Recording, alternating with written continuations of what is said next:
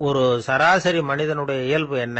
இன்பம் வந்தா துள்ளி குதிப்பான், துன்பம் வந்தா சோர்ந்து போய் ஒரு மூலையில உட்காந்துருவான். இவன் தான் சராசரி மனிதன். ஆனா ஒருத்தன் இன்பம் வந்தா அதுக்காக மகிழ்ச்சி அடையறதில்ல, துன்பம் வந்தா அதுக்காக சோர்ந்து போறதில்ல அப்படின்னு வச்சுக்கோங்க. அப்படி இருந்தா அவன் சாதாரண ஆள் கிடையாது. ஒரு ஊர்ல ஒரு ஞானி இருந்தார். அவரை தேடிட்டு ஒரு பெரியவர் வந்தார். ஐயா, ஞானத்துல சிறந்த ஞானம் எது அப்படின்னு கேட்டாராம். இதுக்கு அந்த ஞானி என்ன பதில் சொன்னார் தெரியுமா? இன்பத்தினால மகிழ்ச்சி அடையாமலும் துன்பத்தினால சோர்வு அடையாமலும் இருக்கிறது தான் அந்த ஞானம், பெரிய ஞானம் அப்படின்னாராம். சரி சுவாமி, அப்படிப்பட்ட ஞானம் உங்களுக்கு எப்படி வந்ததுன்னு கேட்டிருக்காரு இவரு. அதை நான் ஒரு கழுதைகிட்ட இருந்து கத்துக்கிட்டேன் அப்படின்னாராம் அவரு. இவருக்கு ஒன்றும் புரியல, ஒரு மாதிரியா முழிச்சிருக்கிறார். இதை அவர் புரிஞ்சுக்கிட்டார். நீங்க நாளைக்கு காலையில நம்முடைய ஆசிரமத்துக்கு வாங்க, புரிய வைக்கிறேன்னாராம். சரின்னு அவர் போயிட்டார். மறுநாள் காலையில ஆசிரமத்துக்கு வந்து சேர்ந்தார். ஞானி அவரை கூப்பிட்டு உட்கார வச்சார்.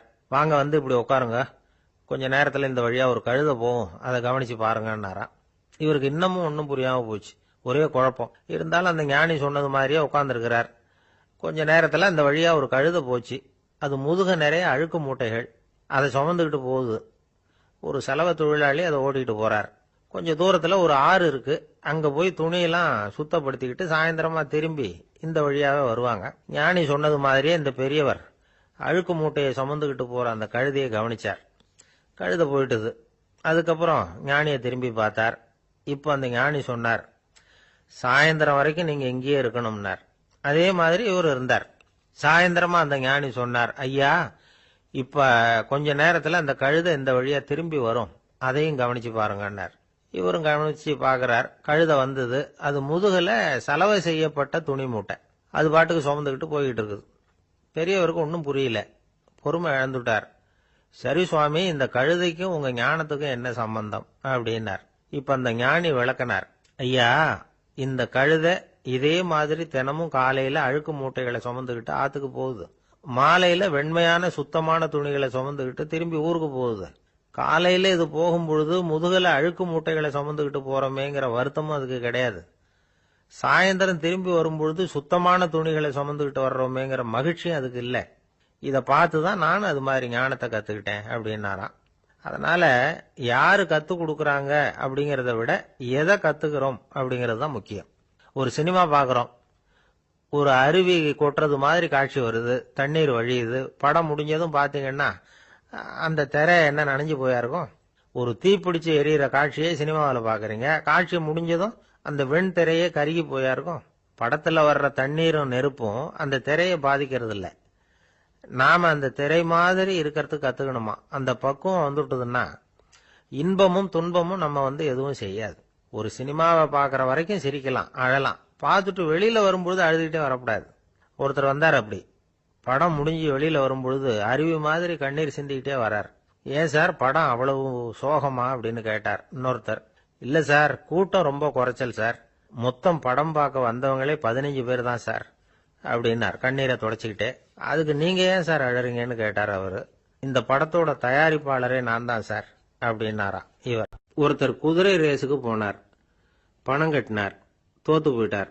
மறுபடியும் போனார், பணம் கட்டினார், தோத்து போனார்.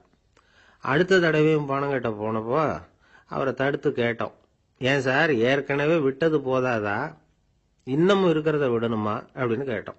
விட்டதையெல்லாம் மொத்தமா எடுக்க வேணாமா சார், அதுக்காக தான் தொடர்ந்து பணம் கட்டுறேன்னார் அவரு. இவரை திருத்துறது ரொம்ப கஷ்டம்.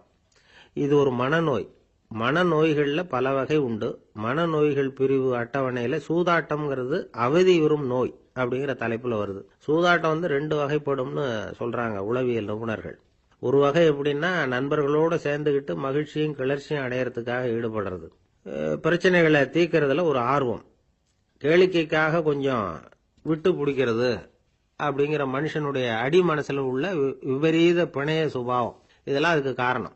இன்னொரு வகை எப்படின்னா, சூதாட்டத்தில் ஈடுபட்டு ஒரு கட்டாய நிலைமைக்கு ஆளாயிடுறது, ஈடுபடு அப்படின்னு மனசு ஒரு வெறித்தன்மையை தூண்டிக்கிட்டே இருக்கும். இப்படிப்பட்டவங்களுக்கு நாம தோத்துக்கிட்டு இருக்கோம்ங்கிறது தெரியும், நாம ஜெயிக்கிறதுக்கான சந்தர்ப்பம் இல்லைங்கிறதும் தெரியும். இதனால நமக்கும் கஷ்டம், நம்ம சுத்தி இருக்கிறவங்களுக்கும் கஷ்டங்கிறதும் புரியும். அப்படி இருந்தும் சூதாடுவாங்க. இதுக்கு காரணம் சூதாடியின் பகற்கனவு அப்படிங்கிறாங்க நிபுணர்கள். இந்த நிலைமைக்கு கட்டாய சூதாட்டம் அல்லது நிர்பந்த சூதாட்டம் அப்படின்னு பேர் வச்சிருக்கிறாங்க. இப்படிப்பட்ட ஆசாமி இருக்கிறது பூரா விட்டுருவான், கடன் வாங்குவான், திருடுவான். இருந்தாலும் என்னைக்காவது ஒரு நாள் ஜெயிச்சிருவேன் அப்படின்னு சொல்லிக்கிட்டே இருப்பான். விட்டதை எடுத்துருவேங்கிற ஒரு நம்பிக்கை சுடர் அவனுக்குள்ள எரிஞ்சுக்கிட்டே இருக்கும். இவனை மனநோயாளி அப்படின்னு சொல்லிட முடியாதான். என்ன காரணம்னா, இது மாதிரி ஆளுங்க கிட்ட மன போராட்டமோ கவலையோ பதட்டமோ இருக்கிறது இல்ல. சில விசேஷமான குணங்கள் இவங்க கிட்ட உண்டு. எதிர்ப்பு உணர்ச்சி, சிறுபிள்ளைத்தனம், சட்ட திட்டங்களையும் சம்பிரதாயங்களையும் உட தெரியாத மனப்போக்கு, பொறுப்பில்லாத தன்மை, நெறி தவறி நடக்கிறது எல்லாம் இவங்க கிட்ட உண்டு. ஆனா வெளிப்பார்வைக்கு ரொம்ப சிநேகமா இருப்பாங்க, அன்பா இருப்பாங்க. அப்படி இருக்கிறதாக காட்டிக்குவாங்க. ஆதாயம், சுயலாபம் இதெல்லாம் கருதி தான் பழகுவாங்க. இவங்க கேட்கறப்ப நாம பணம் கொடுக்கலன்னு வச்சுக்கோங்க, நம்மளை கை விட்டுருவாங்க. நம்ம மேல அபாண்டமா பழி சுமத்துறது கூட தயங்க மாட்டாங்க. தங்களுடைய சூதாட்ட நடவடிக்கைகளுக்கு சாதகமான காரணங்களை சொல்லிட்டு இருப்பாங்க. நீ வேணும்னா பாரு, ஒரே நாள்ல நான் இழந்ததையெல்லாம் மீட்டு லட்சாதிபதி ஆறனா இல்லையா பாரு அப்படிம்பாங்க. தோத்து போறத ஒரு படிப்பினையா இவங்க எடுத்துக்கிறதே இல்லை. தோத்து போறதுலேயே இவங்களுக்கு ஒரு அலாதியான சுகம். தனக்குத்தானே துன்பத்தை வரவழைச்சிக்கிட்டு இன்பம் அடையிறதுக்கு தன்வதை சுகம் அப்படின்னு பேர். இவங்கெல்லாம் அந்த ரகம். சில பேர் எப்படி தெரியுமா, மந்திர எண்ணங்களை வரவழைச்சிக்கிறது, சூதாடுறதுக்காக ஆபீஸ்ல கையாடல் பண்றது, அடுத்தவங்க கிட்ட இருந்து திருடுறது. இந்த மந்திர எண்ணம் தீவிரமாச்சுன்னா ஒரு மாதிரியா பேச ஆரம்பிச்சிருவாங்க. தோல்விதான் சார் வெற்றிக்கு முதல் படியும்பாங்க. தன்னால பகடக்காய்களையும் குதிரை ஓட்டிகளையும், அதாவது இந்த ஜாக்கிகள், அதெல்லாம் கட்டுப்படுத்த முடியுங்கிற பித்து நிலைக்கு இவங்கெல்லாம் தள்ளப்பட்டுருவாங்க. சில சூதாடிகள் ஆராய்ச்சி பார்த்ததுல என்ன தெரிய வந்தது தெரியுமா, அவங்கெல்லாம் குழந்தை பருவத்துல அன்புக்காக ஏங்கினவங்களாம், புறக்கணிக்கப்பட்டவங்களாம், உதவிகளை பெற முடியாதவங்க, இப்படிலாம் இருந்திருக்கிறாங்க. இவங்க வளர வளர மற்றவங்க சௌகரியம் பற்றி அக்கறை இல்லாதவங்களா ஆயிடுறாங்க. அதிர்ஷ்ட தேவதை தன்னோட இருக்கிறாங்க அப்படிங்கிற அசையாத நம்பிக்கை இவங்களுக்கு. இவங்களை திருத்துறது ரொம்ப கஷ்டம். அதனால பந்தயம், சூதாட்டம் இது மாதிரியான விஷயங்களை விட்டு விலகியே இருக்கிறது தான் நமக்கு நல்லது. ஒரு ஆள் சொன்னான், என்னுடைய குதிரை வேகமா ஓடுறதுக்கு என்ன வழி அப்படின்னு கால்நடை மருத்துவர்கிட்ட யோசனை கேட்டேன். அவர் ஒரு பாட்டில் நிறைய மாத்திரைகளை கொடுத்து தினம் 2 மாத்திரை வீதமா கொடுக்க சொன்னார்.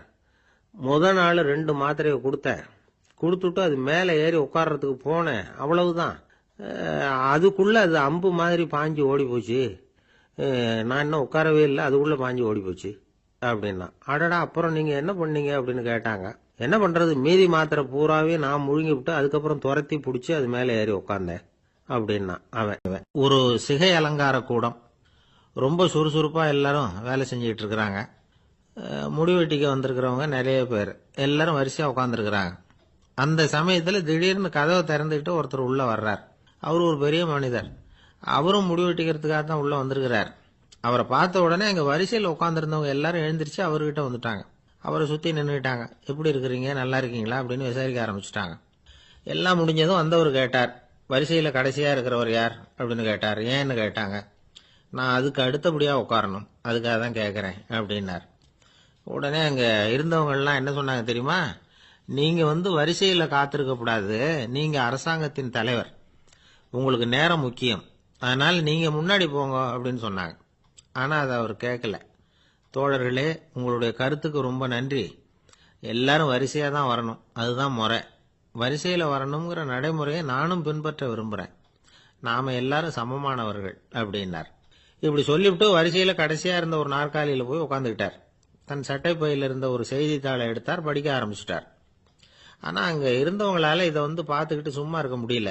ஒருத்தர் எழுந்திரிச்சு வந்தார். ஐயா, இப்ப என்னுடைய முறை வந்திருக்குது, நான் தான் போக வேண்டிய முறை. உங்களை இங்க காத்திருக்க வைக்கிறத விட ஒரு 5 ஆண்டுகளுக்கு கூட நான் முடிவெட்டிக்காமே இருந்துட முடியும் அப்படின்னார். அவர் மறுபடியும் சொன்னார், ஐயா, நீங்க வரிசை முறையை தாண்டி போக விருப்பப்படல, சரி, ஆனா என்னுடைய முறையை மாத்தி கொடுக்கறதுக்கு எனக்கு முழு உரிமை இருக்குது. இதுக்கு பதிலா உங்களுடைய கடைசி இடத்தை நான் எடுத்துக்கிறேன், இதை நீங்க மறுக்க முடியாதுன்னார். அங்க இருந்த மற்றவங்களும் இதை ஒரு மனசா வற்புறுத்த ஆரம்பிச்சுட்டாங்க. அந்த பெரிய மனிதர் பார்த்தார், சரின்னு கடைசியா ஒத்துக்கிட்டார். அவர் யார் தெரியுமா, அவர் தான் மாவீரர் லெனின். ரஷ்யாவில் கிரெம்ளின் சிகை அலங்கார கூடத்துல தான் இது நடந்தது. எல்லாரும் இந்நாட்டு மன்னர்கள்னு வாயளவுல பேசுறதுல என்ன பிரயோஜனம், நாம எல்லாரும் சமம்ங்கிறத நடைமுறையில கடைபிடிச்சு காட்டினவங்க கொஞ்சம் பேர் தான். அவங்கள ஒருத்தர் தான் லெனின். வரிசையில் நின்று வர்றதுங்கிறது ஒரு சிறந்த பண்பு, உயர்ந்த பண்பு. இன்னைக்கு பல இடங்கள்ல அது நமக்கு தேவைப்படுது. ஒரு ரேஷன் கடை வாசல். கடை திறக்கிறதுக்கு முன்னாடியே எல்லாரும் வந்து வரிசையில் நின்றுட்டாங்க. கடைசியா வந்த ஒருத்தர் கியூவில் முன்னாடி போறதுக்கு முயற்சி பண்றார். ஏற்கனவே நின்றுட்டு இருக்கிறவங்க அவரை முன்னாடி போறதுக்கு விட மாட்டேங்கிறாங்க.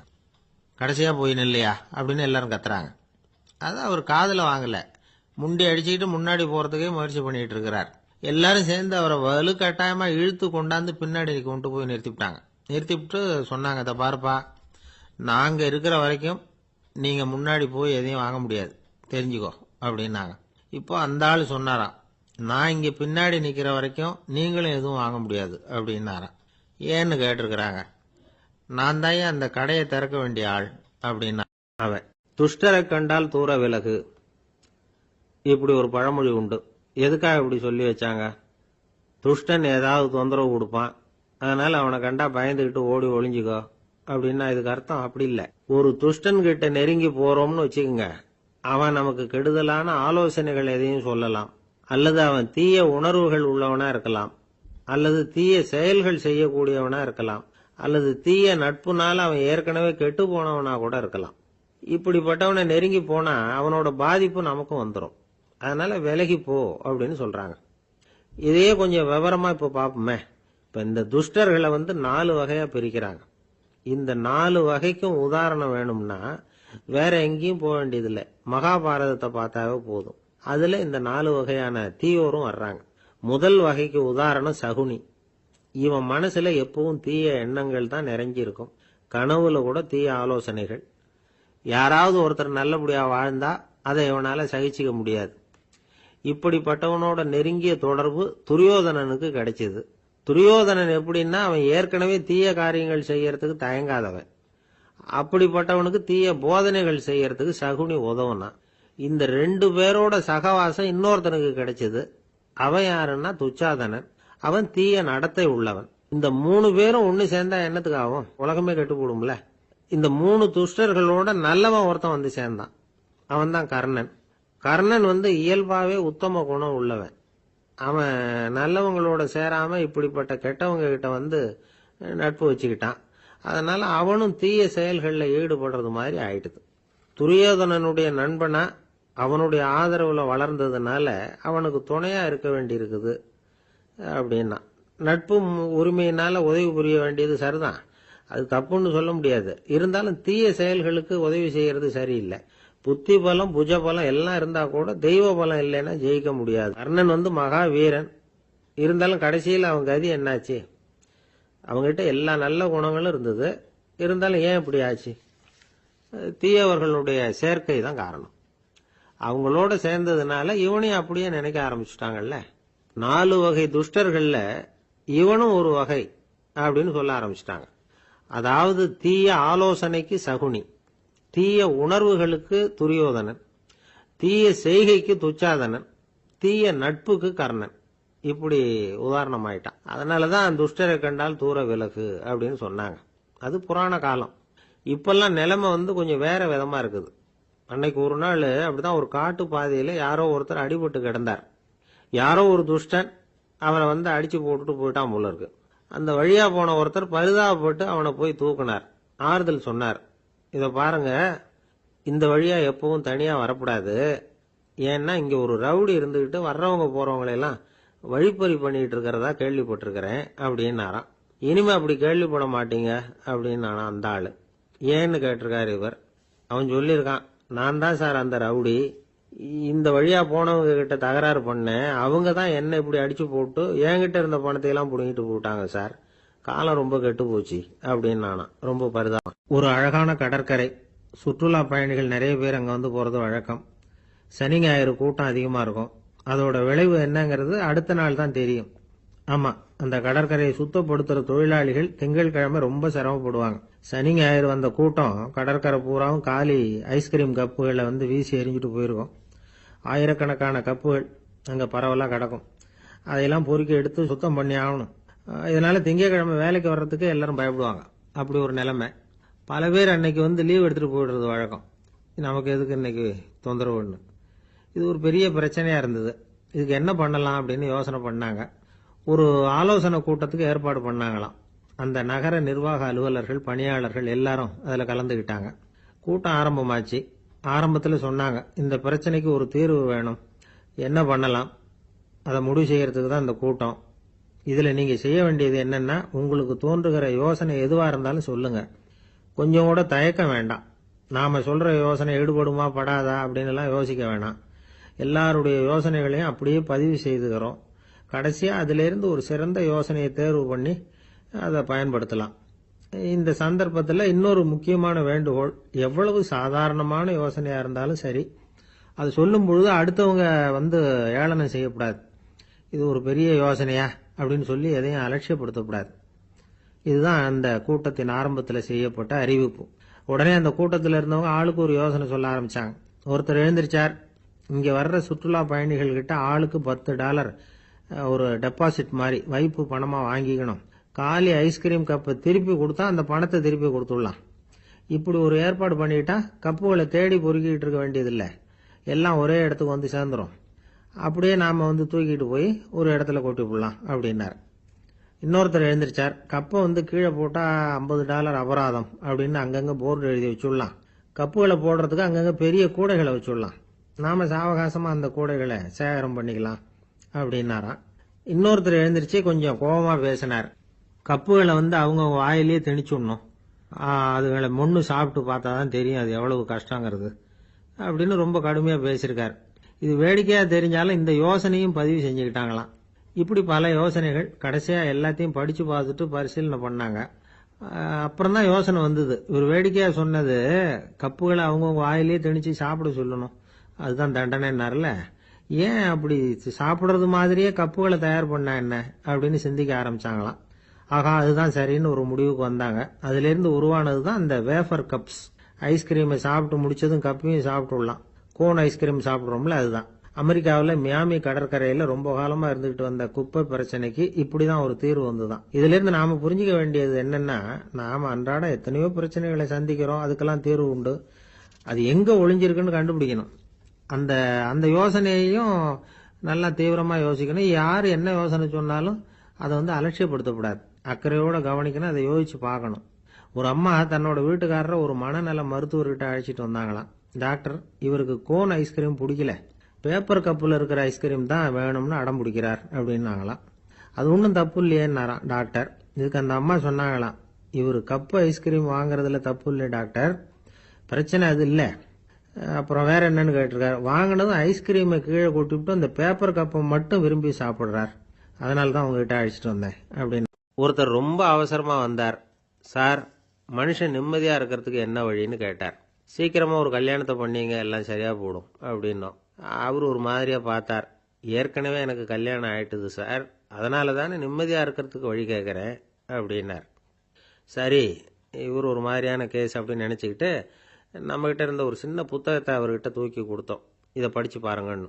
கல்யாணத்துக்கு பிறகும் சந்தோஷமா இருக்கிறதுக்கு என்ன வழி அப்படிங்கிற கேள்விக்கு அந்த புத்தகத்துல விளக்கம் இருந்தது. கணவன் மனைவிக்குள்ள சிக்கல் வராம இருக்கிறதுக்கு அதுல சில வழிகளை சொல்லி கொடுத்துருக்குறாங்க.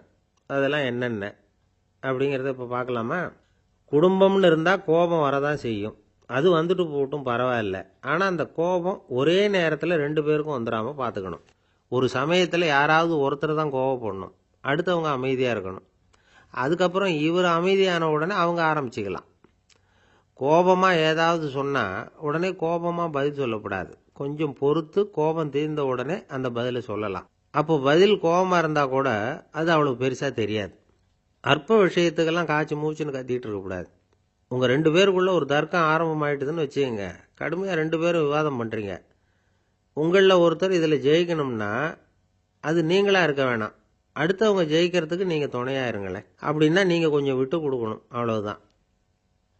ஏதாவது குத்தம் சொல்லணுமா, செஞ்ச தப்ப சுட்டி காட்டணுமா, விமர்சனம் பண்ணணுமா, பண்ணுங்க, வேணான்னு சொல்லல. ஆனா சொன்னதை அப்படி சொல்றத கொஞ்சம் அன்பா இதமா சொல்லுங்க. எப்போ நடந்த தவறுகளை எல்லாம் இப்போ போய் மறுபடியும் ஞாபகப்படுத்திட்டு இருக்க வேண்டாம். நான் அப்பவே சொன்னேன் இந்த புடவை வேணாம்னு, நீங்க தான் கேட்கல, இப்போ பாருங்க கிழிஞ்சு போச்சு இப்படின்னு கத்துனாங்க ஒரு அம்மா. எப்போ சொன்னீங்கன்னு கேட்டால் ஒரு 10 வருஷத்துக்கு முன்னாடி தீபாவளி சமயத்தில் அப்படிங்கிறாங்க. அது என்ன இன்னும் அப்படியே புதுசாகவே இருக்கும்? உங்களுக்கு அவர் தான் பெருசு, அவருக்கு நீங்கள் தான் பெருசு, அதை விட இந்த உலகத்தில் வேற எதுவும் முக்கியம் இல்லைன்னு நினைக்கணும்.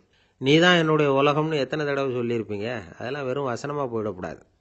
ஏதாவது ஒரு பிரச்சனையை பற்றி கடுமையாக விவாதம் பண்ணிக்கிட்டு இருக்கீங்க, அதை அப்படியே பாதியில் விட்டுட்டு படுக்கைக்கு போயிடக்கூடாது. சொச்சத்தை நாளைக்கு பேசிக்கலாம்னு. அப்படி போனால் தூக்கம் வராது. பிரச்சனையை ஒரு முடிவு பண்ணிக்கிட்டு அதுக்கப்புறமா தூங்க போகணும். ஒரு நாளில் ஒரு தடவையாவது உங்கள் ஜோடியை பாராட்டி நல்ல விதமாக கனிவாக ஒரு வார்த்தை சொல்லணும் அப்படின்னு தீர்மானம் பண்ணீங்க. ஏதாவது தப்பு பண்ணிவிட்டீங்கன்னா பரவாயில்ல, அதை ஒத்துக்கிறதுக்கும் மன்னிப்பு கேட்கறதுக்கும் தயாராக இருக்கணும். அது ஒன்றும் கேவலம் கிடையாது. வீட்டுக்குள்ளே தானே கேட்க போகிறீங்க, வெளியில் யாருக்கு தெரிய போகுதோ. எப்படியோ உங்களுக்குள்ள ஒரு சமரசம் ஆனால் சரிதான். ஒரு தகராறுன்னு எடுத்துக்கிட்டா குறைஞ்சபட்சம் அதுக்கு 2 பேர் தேவை. தனியாகவே உட்காந்துக்கிட்டு நான் இப்போ தகராறு பண்ணிகிட்டு இருக்கிறேன் அப்படின்னு யாரும் சொல்ல முடியாது. 2 பேர் தகராறு பண்ணுறாங்கன்னா பொதுவாக அந்த 2 பேரில் யார் அதிகமாக பேசுகிறாங்களோ அவங்க பேரில் தான் தப்பு இருக்கும். அதை மனசில் வச்சுக்கணும். இதெல்லாம் தான் அந்த புத்தகத்தில் போட்டிருக்கிற வழிமுறைகள். இவ்வளவும் சரியாக வரலைன்னா அப்புறமா சொல்லுங்கள், வேறு புத்தகம் ஏதாவது இருக்கான்னு தேடுவோம். ஒரு கணவன் தன்னுடைய மனைவியை அழைச்சிக்கிட்டு ஒரு மனோதத்துவ டாக்டர்கிட்ட வந்தாராம். டாக்டர், எங்களுக்கு கல்யாணம் ஆகி 30 வருஷ காலமாக நாங்கள் ஒரு விஷயத்தில் கூட ஒத்து போனதில்லை அப்படின்னு ஆரம்பித்தார். உடனே அந்த அம்மா குறுக்கிட்டு, அது 30 வருஷம் இல்லை, 32 வருஷம் அப்படின்னாங்களாம். நமக்கு முன்னாடி நமக்கு வேண்டிய ஒருத்தர் ஒரு கிளாஸில் நமக்கு பழச்சாறு கொண்டாந்து வைக்கிறாருன்னு வச்சுங்க. உடனே நாம் என்ன பண்ணுவோம்? எடுத்து கிடுகிடுன்னு சாப்பிட்ருவோம், அடுத்தவங்க யாரும் வர்றதுக்குள்ள. அதை விட்டுட்டு அதை கொண்டாந்து வச்சவர்கிட்டயே அதோட விலை என்ன அப்படி இப்படின்னு நான் கேட்டுக்கிட்டு இருப்போம். நாம் கேட்க மாட்டோம். ஆனால் காந்திஜி அப்படி கேட்டாராம். எப்போ தெரியுமா? 1935. அந்த வருஷம் மே மாசத்துல ஒரு நாள் காந்திஜி டெல்லியில் இருக்கிறார். அப்போ அவருக்கு 2 டம்ளர் மாம்பழச்சாறு கொண்டாந்து கொடுக்குறாங்க. அதை வாங்குறார். இதோட விலை என்ன அப்படின்னு கேட்டார் காந்திஜி. யாருக்கிட்ட கேட்டாருன்னா மனுபென் காந்திகிட்ட கேட்குறார். அவங்க தான் கொண்டாந்து கொடுக்குறாங்க. காந்திஜிக்கு உதவி செய்யறதுக்காக அவர் கூடவே இருந்தவங்க அவங்ககிட்ட தான் கேட்குறாரு. காந்திஜி சும்மா வேடிக்கைக்காக இப்படி கேட்குறாருன்னு நினச்சிட்டாங்க அந்த அம்மா. அதுவும் இல்லாமல் அதோட விலையை கேட்டால் காந்திஜி நிச்சயமாக அதை சாப்பிட மாட்டார் அப்படிங்கிற பயம் வேற. அதனால் அந்த அம்மா பதில் எதுவும் சொல்லாமல் கம்முன்னு இருந்துட்டாங்க. கொஞ்ச நேரம் ஆச்சு. அந்த பழச்சாறு வச்ச இடத்துல அப்படியே இருக்குது. வச்ச இடத்துல வச்சபடியே இருக்குது. காந்திஜி அதை சாப்பிடவே இல்லை.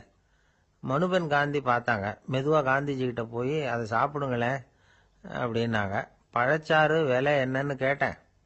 அதுக்கு பதில் இல்லை. அது முதல் தப்பு. பதிலை எதிர்பார்த்திருந்தும் அதை பற்றி விசாரிக்கல. அது 2வது தப்பு. இப்படி 2 தப்புகளை பண்ணிவிட்டு என்கிட்ட வந்து இதை சாப்பிடுங்கன்னு சொன்னா அது எப்படி அப்படின்னு கேட்டாராம் காந்திஜி. மனுபென் காந்தி என்ன சொல்றதுன்னு தெரியாம திகைச்சு போய் நின்றுகிட்டு இருந்தாங்க. காந்திஜி தொடர்ந்து சொன்னாராம். இப்ப என் முன்னாடி வச்சிருக்கிற இந்த பழச்சாறு விலை சுமாரா ஒரு அரை ரூபாயாவது இருக்கும். அது அந்த காலத்து மதிப்பு. இந்த பழச்சாறு இல்லாம கூட என்னால இருக்க முடியும். ஆனா அவசியமான பொருள்களை வாங்கறதுக்கு கூட சக்தி இல்லாத மக்கள் இந்த நாட்டில் நிறைய பேர் இருக்கிறாங்க. அப்படி இருக்கிறப்போ எனக்கு என்னத்துக்கு இந்த விலை உயர்ந்த பானம்? இதை இப்போ நான் சாப்பிட்டா என் உடம்பு வேணும்னா ஆரோக்கியமாகலாம், ஆனா என் மனசு அமைதி அடையாது. எனக்கு என்னுடைய உடல் ஆரோக்கியத்தை விட மன ஆரோக்கியம்தான் முக்கியம். அதனால இதை நான் சாப்பிட மாட்டேன், எடுத்துட்டு போயிடு அப்படின்னாராம். அந்த சமயத்துல ஒரு அகதி பொண்ணு 2 குழந்தைகளோட காந்திஜியை பார்க்கறதுக்காக வந்தது. வணக்கம் சொல்லிச்சு. காந்திஜி உடனே தனக்கு முன்னாடி இருந்த பழச்சாற்றை எடுத்து அந்த பொண்ணுகிட்டையும் குழந்தைகள்கிட்டையும் கொடுத்து சாப்பிட சொன்னார். அவங்க அதை வாங்கி ரொம்ப சந்தோஷத்தோட சாப்பிட்டாங்களாம். அதை பார்த்த காந்திஜி முகத்துல ஒரு புன்னகை, ஒரு பரவசம், ஒரு திருப்தி. அவர் மனசு நிறைஞ்சி இருந்தது. அப்போ அவர் சொன்னாராம், ஆண்டவன் எனக்கு எப்பவும் சரியான சமயத்துல கை கொடுப்பாருங்கிறது அதுக்கு இதுதான் அத்தாட்சி. நான் ஒரு இக்கட்டான சூழ்நிலையில இருக்கிறப்ப கூட கடவுளின் கருணையால் அந்த சூழ்நிலை என்னை பாதிக்கல. என் கூட இவ்வளவு நாள் பழகியும் கூட இங்க இருக்கிறவங்க எனக்கு அதிக விலையுள்ள பழரசத்தை கொடுத்தாங்க. ஆனா சரியான நேரத்தில் அதை சாப்பிட வேண்டியவங்களை என்கிட்ட அனுப்பி வச்சு என்னை சந்தோஷப்படுத்தினார் கடவுள், அவருக்கு நன்றி அப்படின்னாராம் மகாத்மா காந்தி. உடல் ஆரோக்கியத்தை விட மன ஆரோக்கியம்தான் எனக்கு முக்கியம்னு சொன்னார் பாருங்க. அதை நாம எல்லாரும் மனப்பூர்வமா இன்னைக்கு சிந்திச்சு பார்க்கணும். இந்த காலத்துல எல்லாரும் அப்படியா நினைக்கிறாங்க? எனக்கு தெரிஞ்ச ஒருத்தர் இருந்தார். தினமும் காலையில் அவர் காபி சாப்பிட உட்கார்ற நேரத்தில் பக்கத்து வீட்டுக்காரர் வந்து சேருவார் கரெக்டாக. உடனே அவரும் தனக்குன்னு வந்திருக்கிற காப்பியை எடுத்து மனப்பூர்வமாக பக்கத்து வீட்டுக்காரர்கிட்ட கொடுத்துருவார். அதுக்கப்புறம் அவருக்காக வேற காப்பி போட்டு கொண்டாந்து கொடுத்தாலும் வேண்டான்னு சொல்லிடுவார். ஆண்டவனா பார்த்து சரியான நேரத்தில் அவரை எங்கள் வீட்டுக்கு தினமும் அனுப்பி வைக்கிறார் அப்படிம்பார். ஏன் அப்படி சொல்றீங்க அப்படின்னு கேட்டோம் ஒரு நாள். அதுக்கு அவர் சொல்றார், எனக்கு என்னோட உடல் ஆரோக்கியம்தான் முக்கியம். இதை கடவுள் புரிஞ்சுக்கிட்டு எங்க வீட்டு காப்பியை சாப்பிட்றதுக்கு தினமும் அடுத்த வீட்டுக்காரனை அனுப்பி வைக்கிறார் அப்படின்னார். இந்த உலகமே ஒரு நாடக மேடை, நாம எல்லாரும் நடிகர்கள். இது ஞானிகள் சொல்றது. இது ஒரு பக்கம் இருக்கட்டும். இந்த உலகத்துக்குள்ள எத்தனையோ நாடக மேடைகள், எத்தனையோ நடிகர்கள், எத்தனையோ நாடகங்கள், இதெல்லாம் எப்படி ஆரம்பமாச்சு? அதுதான் இன்னைக்கு தகவல். அதாவது ஆதி மனிதன் பேச ஆரம்பிக்கிறதுக்கு முன்னாடி சைகையாலேயே எல்லாத்தையும் சொல்லிட்டு இருந்தான். அதனால அப்பவே நடிப்பு ஆரம்பமாயிட்டுது. முதல்ல ஒரு வேட்டையத்தான் அவன் நடிச்சு காட்டியிருப்பான். இவன் எப்படி போனான், எதிரில் மிருகம் எப்படி வந்தது, அதோட எப்படி சண்டை போட்டான், எப்படி அடிச்சு கொண்டுகிட்டு வந்தான், இதை அப்படியே மற்றவங்களுக்கு நடிச்சு காட்டியிருப்பான். ஏன்னா மொழி கிடையாது. இந்த காலத்துல எல்லாம் நாடகங்களில் நடிக்கிறவங்கள நடிகர்கள்ங்கிறோம். ஒரு காலத்தில் இவங்களுக்கு என்ன பேர் தெரியுமா? திஸ்பியர்கள் அப்படின்னு பேரான். இதுக்கு காரணம் உண்டு. அதாவது 2000 வருஷத்துக்கு முன்னாடி கிரீஸ் நாட்டில் திசிபியஸ் அப்படின்னு ஒரு ஆள் இருந்தான். அவன் ஒரு பெரிய நாடக கலைஞன். அவன் சில இளைஞர்களை சேர்த்துக்கிட்டான், பயிற்சி கொடுத்தான், நாடக குழுவை உருவாக்கினான். நடிகர்களையும் நாடகத்துக்கு தேவையான பொருள்களையும் ஏற்றிக்கிட்டு போகிறதுக்கு ஒரு வண்டியையும் தயார் பண்ணான். அந்த வண்டியிலேயே அவன் கிரேக்க நாடு பூராவும் சுற்றினான். ஊர் ஊராக நாடகம் போட்டான். ஒரு ஊருக்கு போனதும் அங்கே நாடகம் நடத்த தியேட்டர் இருக்கா அப்படிங்கன்னெல்லாம் பார்க்கறதில்ல அவன். ஏன்னா அப்போலாம் தியேட்டர்னா என்னென்ன தெரியாது. நாடகம்னா அதை ஒரு மூடிய கொட்டைக்குள்ளே தான் நடத்தணுங்கிறது அப்போ யாருக்குமே தோணலை. இந்த வண்டி போகும், அதுவே ஒரு பகுதி அப்படியே ஒரு மேடை மாதிரி விரிச்சிக்கும். அதில் ஏறி நின்றுக்கிட்டு நாடகத்தை நடித்து காட்டுவாங்களாம். மக்கள்லாம் எதிரில் தரையில் உட்காந்து அதை பார்த்துக்கிட்டு இருக்கிறது. உலகத்தின் முதல் நடமாடும் தியேட்டர் இதுதானா. இந்த திசிபியஸ் தான் முதலாக உலகத்தில் நாடகம்ங்கிற பொழுதுபோக்கை நடத்தி காட்டினவன் அப்படின்னு சொல்கிறாங்க. அவன் சொந்தமாக நாடகம் எழுதுனான், நடித்தான், நாடகத்தை இயக்கினான். அதனால தான் அவனை first man of the theatre அப்படின்னு சொல்லுவாங்க. அவன் தான் நாடக மேடையின் முன்னோடி. கிரேக்கர் காலத்திலேயே நாடக ஆசிரியர்கள், நடிகர்கள், ரசிகர்கள் இவங்கெல்லாம் உருவாயிட்டாங்களாம். நாடகத்தின் சரித்திரத்தில் இந்த 3 பிரிவும் ரொம்ப முக்கியம். அதாவது கிரேக்க தியேட்டர்கள்லாம் திறந்த வெளி மேடைகள் தான். பெரும்பாலும் மலைச்சரிவுகள், அதுவே படிப்படியாக பண்ணியிருப்பாங்க. கீழே அரைவட்ட வடிவில் மேடை, அதுக்கு ஆர்கெஸ்ட்ரான்னு பேர். பிற்காலத்தில் இதில் உட்காந்து இசைக்குழுவினர் வாய்ச்சதுனால இசைக்குழுவுக்கே ஆர்கெஸ்ட்ராங்கிற பேர் வந்துட்டுது. இப்போ கிரேக்க தியேட்டர்களில் ஒன்று, அதோட காலம் கிமு 340. அதை இன்னமும் பாதுகாத்து வச்சிருக்கிறாங்களாம். எபிடாரஸ் அப்படிங்கிற இடத்துல அது இருக்குதான். இன்னமும் அந்த தியேட்டரை பயன்படுத்திக்கிட்டு வர்றாங்களாம். சிறந்த கிரேக்க நாடகங்கள்லாம் அங்கே நடிக்கிறாங்களாம். ஆரம்ப காலத்திலேயே கட்டணம் கிடையாது. அப்புறம் பின்னாடி தான் நுழைவு கட்டணம்லாம் அப்படியே வந்துட்டு தான். நடிகர்கள் பளபளப்பான ஆடைகள் உடுத்தியிருப்பாங்களாம். இந்த குதிகால் உயர்ந்த காலணிகள் போட்டிருப்பாங்களாம். இதெல்லாம் பழைய குறிப்புகள். பலவிதமான உருவங்களில் மாஸ்க் அப்படின்னு சொல்லப்படுற முகமூடி. அதனால் ஒரே நடிகர் பல வேடங்களில் நடிக்கிறது உண்டான். ஆரம்பத்தில் பெண் நடிகர்கள் கிடையாது, எல்லாம் ஆண் நடிகர்கள் தான். ரோமானியர்கள் தான் முதல் நிரந்தர நாடக மேடையை கட்டினவங்க. அதுதான் முதல் தியேட்டர். கிமு 1048 காலகட்டத்தில் பாம்பிங்கிற நகரத்தில் அதை கட்டியிருக்கிறாங்களாம். கிரேக்க ரோமானிய தியேட்டர்களின் அடிப்படையிலேயே இந்த இத்தாலிய வடிவ அமைப்பாளர்கள் இந்த குதிரை லாட வடிவில் ஒரு ஆடிட்டோரியத்தை உருவாக்கினாங்களாம். இப்படி அதை பற்றி நிறைய தகவல் இருக்குது. 1576 லண்டனில் இந்த பின்ஸ்பர்ரி, அப்புறம் இந்த பில்ட்ஸில், அப்புறம் ஜேம்ஸ் இப்படிங்கிற ஒரு முயற்சியால் தான் இங்கிலாந்தில் முதல் தியேட்டர் உருவாச்சான். அப்படி ஒருத்தர் இருந்தாராம். உலக நாடக மேடையின் வரலாறு இதுதான். அதாவது இப்பெல்லாம் அறிவியல் வளர்ச்சி அதிகமாயிட்டுது. திரைப்படம், தொலைக்காட்சி எல்லாம் வந்தாச்சு. ஒவ்வொரு வீடுமே ஒரு குட்டி தியேட்டர் மாதிரி ஆயிட்டுது. தொலைக்காட்சி முன்னாடி உட்காந்தா எழுந்திருக்கவே மனசு வர்றதில்லை. ஒரு அம்மா ஒரு மனோதத்துவ டாக்டரை தேடிட்டு வந்தாங்களாம் இந்த காலத்தில். டாக்டர், எங்கள் வீட்டுக்காரர் எப்போ பார்த்தாலும் டிவி முன்னாடி உட்காந்துக்கிட்டு அதையே வெறிச்சு பார்த்துக்கிட்டு இருக்கிறார், உத்து பார்த்துக்கிட்டு இருக்கார், எனக்கு சந்தேகமாக இருக்குன்னாங்களாம். இது மனக்கோளாறு இல்லைங்க, ஆர்வக்கோளாறு, அவ்வளவுதான், இதுக்காக பயப்படாதீங்கன்னாராம் டாக்டர். அப்படி இல்லை டாக்டர், டிவி ஓடும் பொழுதும் நாம் எல்லாம் அதை பார்க்குறோம், சரி, ஆனால் அவர் அப்படி இல்லை, டிவியை நிறுத்தினதுக்கு அப்புறமும் அதையே உத்து பார்த்துட்டு உட்காந்துருக்கிறார். அதனால தான் சந்தேகப்பட்டு உங்ககிட்ட வந்தேன் அப்படின்னாங்களாம். ஒரு நீதிமன்றம், அங்க ஒரு கொலை வழக்கு சம்பந்தமா விசாரணை நடந்துகிட்டு இருக்குது. அந்த வழக்கறிஞர் ரொம்ப தீவிரமா வாதாடிட்டு இருக்கிறார். தன்னுடைய கட்சிக்காரர் நிரபராதிங்கிறது அவருக்கு நல்லா தெரியும். அதனாலதான் அவர் சார்பா வாதாடுறதுக்கே ஒத்துக்கிட்டார். அப்படி அவர் மும்முரமா வாதாடிக்கிட்டு இருக்கிற சமயத்துல அவசரமா தந்தி ஒண்ணு வந்து சேர்ந்தது. அதை வாங்கி படிச்சு பார்த்தார். அதுக்கப்புறம் அதை மடிச்சு தன்னுடைய கோட்டு பையில வச்சுக்கிட்டு தொடர்ந்து வாதாட ஆரம்பிச்சிட்டார். பேசி முடிச்சாரு. அதுக்கப்புறம் அங்க கோர்ட்ல இருந்த சக வக்கீல்கள் அவர்கிட்ட வந்தாங்க. தந்தி ஒண்ணு வந்ததே, என்ன விஷயம் அப்படின்னு விசாரிச்சாங்களாம். அப்ப அவர் சொல்லியிருக்கிறார், ஊர்ல சிகிச்சைக்காக போயிருந்த என்னுடைய மனைவி இறந்து போனதா தந்தி வந்திருக்குது அப்படின்னாராம். மற்ற வக்கீல்களுக்கு அதிர்ச்சி. என்னங்க இது, மனைவி இறந்ததை விட கேஸ் முக்கியமா உங்களுக்கு அப்படின்னு கேட்டிருக்கிறாங்க. இறந்து போன என் மனைவி மறுபடியும் திரும்பி வர போறதில்ல. ஆனா என்னுடைய கட்சிக்காரர் ஒரு கொலை வழக்குல மாட்டிக்கிட்டார். அவரோ நிரபராதி. அவர் உசுரை நான் காப்பாற்ற வேணாமா? இதுதான் என்னுடைய கடமை அப்படின்னாராம். இப்படி இவர் சொன்னது எல்லாரும் அப்படியே திகைச்சு போய் நின்னுட்டாங்களாம். சரி, கடமைக்கு முக்கியத்துவம் கொடுத்த அந்த வழக்கறிஞர் யார் தெரியுமா? அவர் தான் இரும்பு மனிதர் சர்தார் வல்லபாய் பட்டேல். குஜராத் மாநிலத்தில் 1875 அக்டோபர் 31 அன்றைக்கு ஜாவேரி பாய் அப்படிங்கிறவருக்கு 4வது பிள்ளையா அவர் பிறந்தாராம். இந்த ஜாவேரி பாய் யார் தெரியுமா? ஜான்சி ராணி லட்சுமி பாய் போர் படையில ஒரு வீரரா பணிபுரிஞ்சவர். இளம் வயசுல வல்லபாய் படேல் ரொம்ப சிரமப்பட்டு படிச்சிருக்கார். விடாமுயற்சி வெற்றியை கொடுத்தது.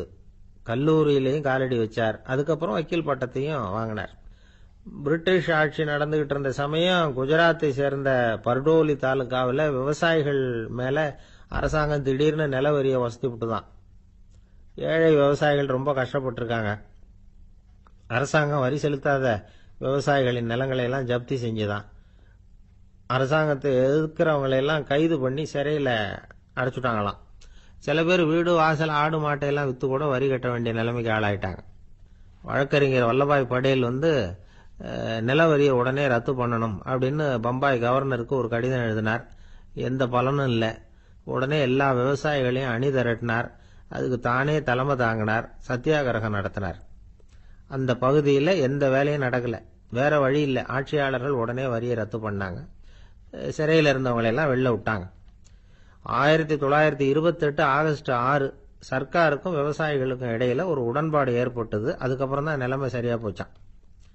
வல்லபாய் பட்டேலின் பொது சேவையை பாராட்டின பொதுமக்கள் அவருக்கு சர்தார் அப்படிங்கிற பட்டத்தை கொடுத்தாங்களாம். சர்தார்னா தலைவர் அல்லது தளபதினு அர்த்தம். இரும்பு மனிதர்னு இவருக்கு பேரு. இருந்தாலும் நகைச்சுவை உணர்வும் இவருக்கு நிறைய உண்டு. ஒரு தடவை ஒரு பத்திரிகை நிருபர் வந்திருக்கார். சர்தார் பட்டேல் கிட்ட அவருக்கு பிடிச்ச பண்பாடு கலாச்சாரம் எது அப்படின்னு கேட்கணும்னு ஆசை. அதனால அவரை பார்த்து கேட்டாராம், ஏங்க உங்களுக்கு பிடிச்ச கல்ச்சர் எது அப்படின்னு கேட்டிருக்கார். இதுக்கு சர்தார் பட்டேல் சொன்ன பதில் என்ன தெரியுமா? எனக்கு பிடிச்ச கல்ச்சர் அக்ரிகல்ச்சர் அப்படின்லாம். ஒரு நண்பர் வந்தார். ரொம்பவும் இறுக்கமா உடை அணிஞ்சிருந்தார். அதாவது ஆடைக்குள்ள அவர் மாட்டிக்கிட்டு இருந்தது மாதிரி தெரிஞ்சது. ஏன் துணி குறைச்சலா எடுத்துட்டீங்களா அப்படின்னு கேட்டோம்.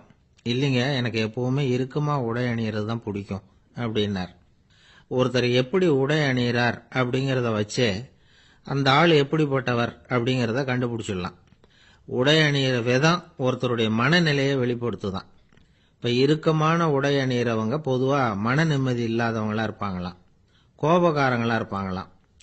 ரொம்ப தொலைதொலைப்பா ஆடை அணிகிறவங்க இருக்கிறாங்கல்ல, அவங்கெல்லாம் அமைதியான ஆளா இருப்பாங்களாம், சாந்தமா இருப்பாங்களாம். இவங்கெல்லாம் போராடுறதுக்கு சரியா வரமாட்டாங்களாம்.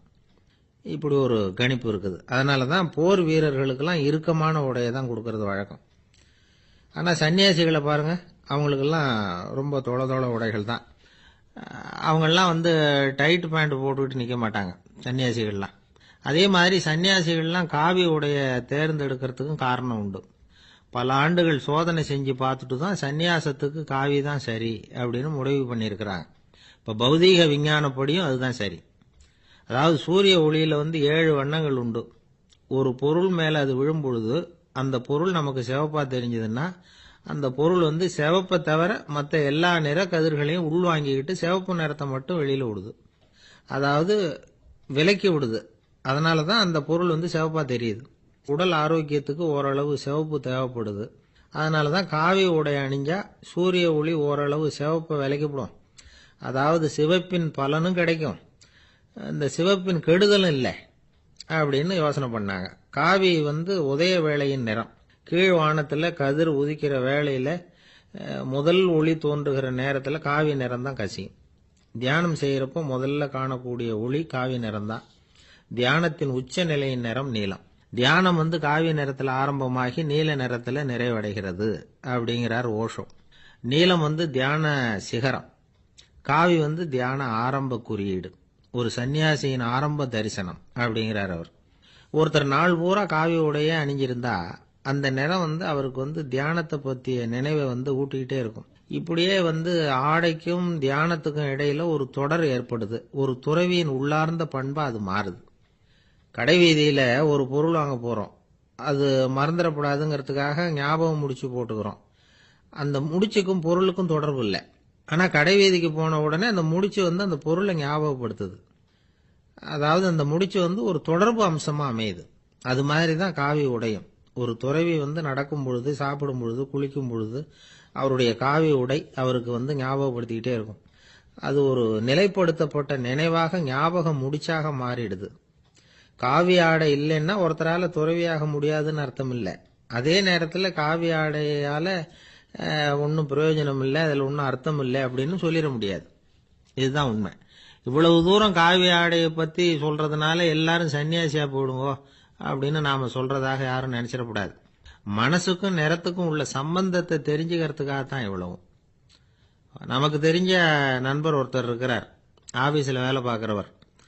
ஒவ்வொரு மாசமும் 20ஆம் தேதிக்கு பிறகு அவரை போய் பாத்தீங்கன்னா காவி உடை அணிஞ்சுக்கிட்டு, கண்ணை மூடிக்கிட்டு, கை ரெண்டையும் விரிச்சு வச்சுக்கிட்டு தியானத்திலேயே உட்காந்துருப்பார். ஏன் இப்படி பண்றீங்கன்னு கேட்டேன். அதாவது 20ஆம் தேதிக்கு பிறகு என் கையில ஒரு பைசா கூட கிடையாது, ஒரு சன்னியாசி லெவல்ல இருக்கிறேன், என்கிட்ட எதுவும் செலவுக்கு கேட்காத அப்படின்னு என் மனைவிக்கு நாசூக்கா உணர்த்துறதுக்காக அப்படி உட்கார்ந்திருப்பேன் அப்படின்னு விளக்கம் கொடுக்கிறார்.